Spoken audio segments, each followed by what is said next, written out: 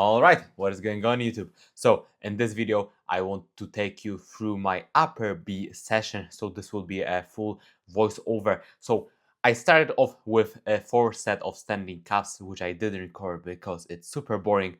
So a first upper body exercise is 2 sets of this Panata lateral raise. I'm doing it unilaterally. This machine is okay, it's not great. It mimics really dumbbells simply because the resistance profile is very similar in terms of it's very hard to get shortened. So good way to start a workout, especially that I will have a second variation of lateral raise later on. And then I move into the prime incline chest press. Also 2 sets here. First one loading 15 kilograms on the middle peg and rest on top. I've only just introduced this movement, so there is some skill acquisition that it's still occurring. So the second set, I simply take 10 kilograms of the middle peg and move it on top. So this time I've managed to take a double progression of 1 rep up and 1 kilogram on the second set, and I've matched the first one, which is totally fine.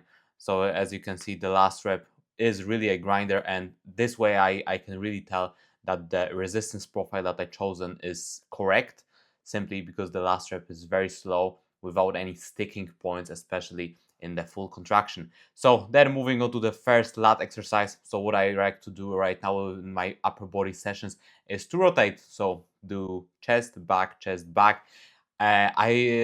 should be a knotless single arm lat pull down, but unfortunately it broke after 1 week of being in my program. So we've opted for this Cybex cable pull down, which is also very nice. The profile is not as good, but what is nice is that it offers a lot of freedom at the wrist, and it's just a cable, so nothing spectacular. The resistance profile is kind of hard to get it short, which is perfect for the first back exercise.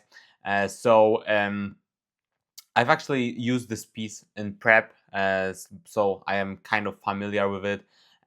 But it was first time in a long time that I used it. So what I like to do is use a slightly underhand grip, so not fully neutral, just slightly underhand. This really allows me to drag the elbow very close to my body, which is exactly what we want for lats. Also, as you can see, I'm of course braced against the leg pad, but I'm also using my non-working hand to brace against, simply to add a bit stability. I'm also shifted a bit towards the working side, simply to align better with the lat. So 2 working sets here as well, which is what I do for majority of my movements at the moment, and it works very good. So now moving on to the second press of the day, the Gymleco flat press. It's super heavy at the length, and so it makes sense for it to be a second press of the day. What I really like to do on this piece, because it's very easy for the shoulders to elevate, is simply to shift my hips forward a bit, bring the seat as high as possible, it allows me to be very stable. So in the second set, as you can see, I've actually used the seat belt, because after the first set I noticed that the machine wants to lift me up, which is not ideal. So a seat belt went in, and yeah, I love this press. The Kickstarter for the movement is broken at the gym Yuri, so I'm just using a barbell collar and I put it underneath the weight. So I've managed to micro progress both sets. So moving back to back, 2 sets of the prime seated row. So first set, as you can see, I loaded in 4:1 ratio top to middle peg. So I have 5 plates total here, which is a 3.75 kilogram increase from last time, and I've matched reps. This is also quite a new exercise in my program. I was running the prime pin loaded low row for a while, but I wanted to add a bit of back volume. But my upper body sessions are already quite long, simply because there's a lot to hit. So what this piece allows me to do is simply, after the 2 sets for upper back, I will do 2 sets single arm for lat. So you will see that in a moment. So in the second set, I took a bigger weight progression. That's 5.5 plates per side, so plus 5 kilograms. And I've dropped a rep, so it was like a 5 repper, which I'm totally happy with. Simply, for a week or two, I will stay on this load. As you can see, I needed to use a seat belt to secure the weight, because it will fall down. But the contraction I get on this piece is crazy. So as I said, moving now on the same machine, so I simply take off some load. I'm using here 2.25 plates per side, and 1.25.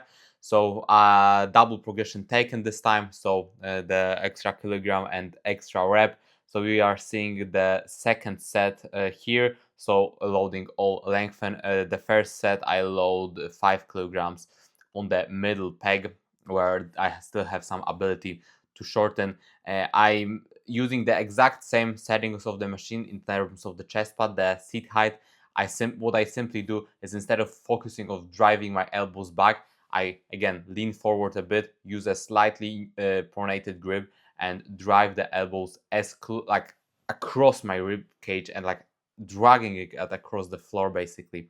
So then onto the only tricep movement for the day is the Nautilus Nitro tricep extension. I really like this piece. It's very stable. The resistance is also very, very good. I prefer it single hand, simply because I have the back seat. I have the back pad taken all the way forward, so I can get the most amount of stretch, and it's just I'm comfortable for myself to do it both hands at a time. So 2 working sets here, that's all I need at the moment, because I'm training upper body 3 times per week, and 48 hours after the session I will press again, so I don't want to have any negative crossover. And then finishing off with biceps, so 2 sets on this hammer strength preacher curl.